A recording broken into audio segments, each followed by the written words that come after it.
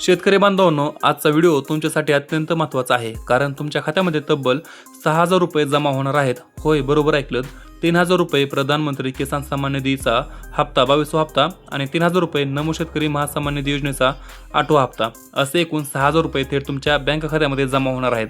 पण पैसे नेमके कधी येणार, कोणाला मिळणार, कोणत्या जिल्ह्यामध्ये आधी जमा होणार आणि जर तुमच्या खात्यात पैसे आले नाहीत तर काय करायचे, हे सर्व आपण ह्या व्हिडिओमध्ये सविस्तर पाहणार आहोत. त्यामुळे हा व्हिडिओ शेवटपर्यंत नक्की बघा. तर सर्वात आधी महत्त्वाचा मुद्दा, 6,000 रुपये जमा होणार आहेत. 3+3 असे एकूण 6,000 रुपये. हे पैसे DBT पद्धतीने म्हणजेच तुमच्या थेट बँक खात्यामध्ये जमा होणार आहेत. म्हणजे मित्रांनो, 3,000 रुपये जमा होणार आहेत. 3,000 रुपये PM चे, 3,000 रुपये नमो शेतकरी योजनेचे, असे एकंदरीत 6,000 रुपये जमा होणार आहेत. आणि हे पैसे DBT पद्धतीने म्हणजेच थेट बँक खात्यात जमा होणार आहेत, तुमच्या डायरेक्ट बँक खात्यामध्ये जमा होणार आहेत. तर कधी, तर आज दुपारी 3 वाजल्यापासून पहिल्या टप्प्यात सुरुवात होणार आहे. आणि आज नाही आले तर उद्या दुपारी 3 वाजल्यापासून पहिल्या टप्प्यामध्ये सुरुवात होणार आहे. मात्र सर्व जिल्ह्यांमध्ये एकाच वेळी पैसे जमा होणार नाहीत, कारण राज्यात 36 जिल्हे आहेत आणि 93 लाखांहून अधिक शेतकरी आहेत. त्यामुळे बँक सर्व्हरवर ताण येऊ नये म्हणून शासनाने 3 टप्प्यांमध्ये पैसे जमा करण्याचा निर्णय घेतलेला आहे. म्हणजे मित्रांनो, काय केलेलं आहे सरकारने, तर हे पैसे आजच येणार नाहीत. म्हणजे सर्व जिल्ह्यांमध्ये एकाच वेळी आज पैसे जमा होणार नाहीत, कारण राज्यामध्ये 36 जिल्हे आहेत आपल्या महाराष्ट्र राज्यामध्ये आणि 93 लाखांहून अधिक शेतकरी आहेत ज्यांना पैसे पाठवायचे आहेत.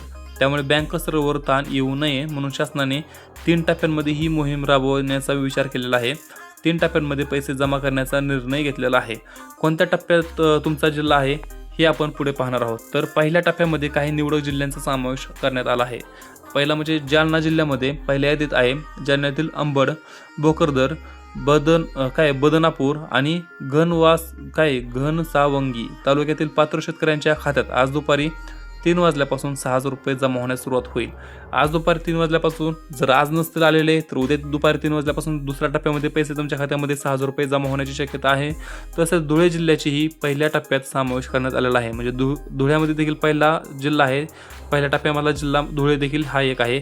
त्यामध्ये शिरपूर, साक्री आणि सिंदखेडा या भागातील शेतकऱ्यांना प्राधान्य दिले जाणार आहे. या जिल्ह्यांमध्ये राहणाऱ्या शेतकऱ्यांनी आज दुपारी 3 वाजल्यापासून किंवा उद्या दुपारी 3 वाजल्यापासून आपले बँक खाते तपासावे.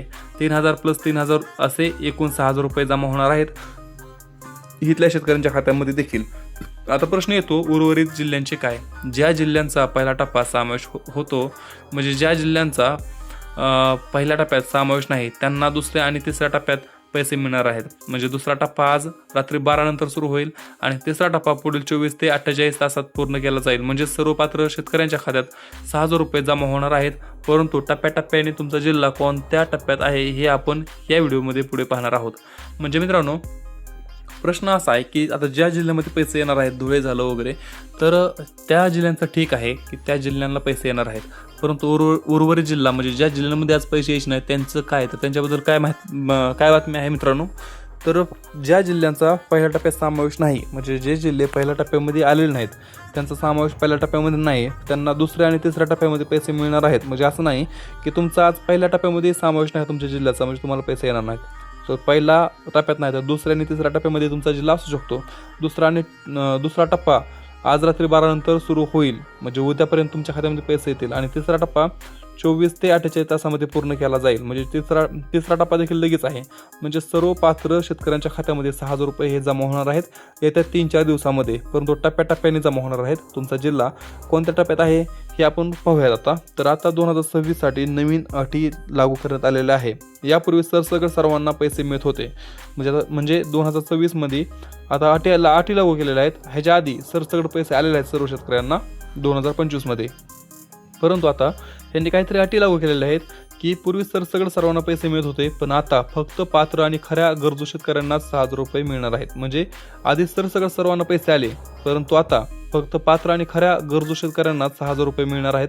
अशी काहीतरी एक नवीन अटी लागू केलेल्या आहेत. सर्वात महत्त्वाची अट म्हणजे जमिनीची मर्यादा. म्हणजे जमिनीची मर्यादा पहिल्यापासूनच होती, तर पण आता आणखी कडक अटी लागू केलेल्या आहेत, निर्बंध लावलेले आहेत. ज्या शेतकऱ्यांची जमीन 10 एकरापेक्षा जास्त आहे त्यांना या योजनेतून अपात्र ठरवले जाऊ शकते. म्हणजे ज्या शेतकऱ्यांचे जमीन 10 एकरापेक्षा जास्त आहे, बागायतदार आहे, म्हणजे जे क्षेत्र 10 एकरापेक्षा जास्त आहे, त्यांना या योजनेचा लाभ भेटणार नाही. म्हणजे या योजनेचा लाभ भेटणार नाही, त्यांना इथून अपात्र ठरवले जाऊ शकते. आणि 7/12 उतार्याची कसून पडताळणी केली जाणार. म्हणजे सातबारा उतरण्याची कसून म्हणजे एकदम खात्रीशीर चौकशी केली जाणार. त्यामुळे जर तुमची जमीन 10 एकरापेक्षा कमी असेल तरच तुम्हाला 3,000 + 3,000 + असे 6,000 रुपये मिळण्याची शक्यता आहे. म्हणजे जर तुमचं क्षेत्र 10 एकरापेक्षा जास्त आहे तर तुम्हाला 1 रुपया देखील भेटणार नाही. पण तुमचं जर 10 एकर जमीन आहे पण थोडी जमीन पोराच्या नावावर, थोडी मुलीच्या, थोडीशी बायकोच्या, थोडीशी आईच्या नावावर असेल तर असं 10 एकर खपवून जातात तुमच्या म्हणजे प्रत्येका म्हणजे कुटुंबामध्ये 10,000 रुपये म्हणजे 10 एकर जमीन आहे पण असं सर्वांच्या वाटणीमध्ये आहे तर तुम्हाला 3,000 रुपये + 3,000 असे 6,000 रुपये नक्की तुमच्या खात्यामध्ये जमा होणार आहेत. तसेच आधार कार्ड बँक खात्याशी लिंक असणे अनिवार्य आहे. म्हणजे तुमचं आधार कार्ड तुमच्या बँक खात्याशी लिंक असणं गरजेचं आहे. KYC e-KYC पूर्ण असणे आवश्यक आहे. तुमची बँकेमधली बँक e-KYC पूर्ण असणे गरजेचे आहे. जर KYC प्रलंबित असेल तर तुमचे 6,000 रुपये अडकू शकतात. म्हणजे KYC पूर्ण केलेले नसेल तर 6,000 रुपये तुमचे येणार नाहीत, अडकणार आहेत मध्येच. त्यामुळेच अडकू शकतात, म्हणजे फिक्स नाही की अडकणंच म्हणून, परंतु अडकू शकतात. त्यामुळे KYC करणं गरजेचं आहे. त्यामुळे लगेच बँकेत जाऊन KYC पूर्ण करून घ्या.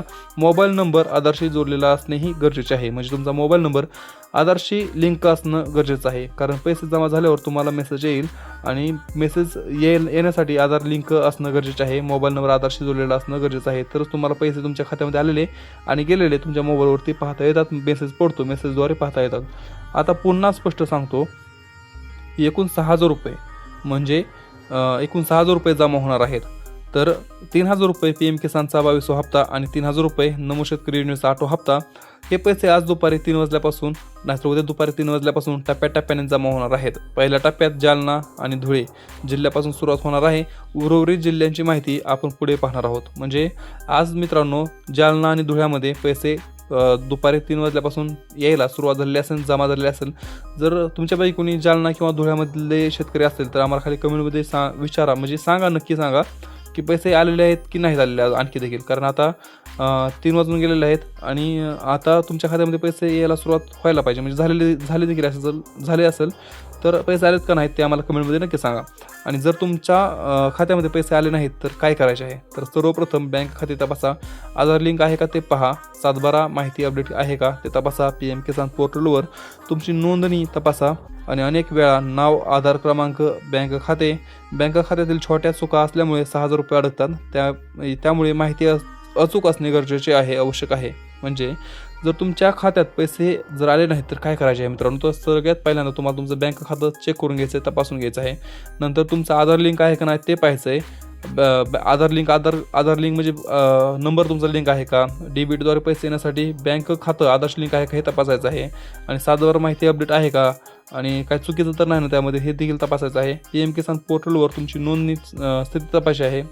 तुमचं म्हणजे नोंदणी स्थिती काय आहे, ॲक्टिव्ह का आहे का रिजेक्ट आहे हे तपासायचं आहे. अनेक वेळा नाव, आधार क्रमांक आणि बँक खात्यातील छोट्या चुका असल्यामुळे 6,000 रुपये म्हणजे पैसे अडकतात. एकंदरीत 6,000 रुपये म्हणा तर पैसे कोणतेही म्हणा अडकतात. त्यामुळे माहिती अचूक असणे आवश्यक आहे. त्याचबरोबर मित्रांनो, राज्य सरकारने यासाठी 7,200 कोटी रुपयांचा निधी मंजूर केला आहे. 93 लाखांहून अधिक शेतकऱ्यांना 6,000 रुपये देण्यासाठी हा निधी वापरण्यात येणार आहे. हा निधी थेट तुमच्या बँक खात्यामध्ये जमा होणार आहे, कोणत्याही मध्यस्थाशिवाय. म्हणजे राज्य सरकारने यासाठी 7,200 कोटी रुपयांचा निधी मंजूर केला असून 93 लाखांहून अधिक शेतकऱ्यांना 6,000 रुपये देण्यासाठी हा निधी वापरण्यात येणार आहे. आणि हा निधी थेट तुमच्या खात्यामध्ये जमा होणार आहे. म्हणजे मधला माणूस कोणीच नाही, डेबिटद्वारे सरकारने पैसे सोडले की तुमच्या खात्यामध्ये लगेच येत आहेत.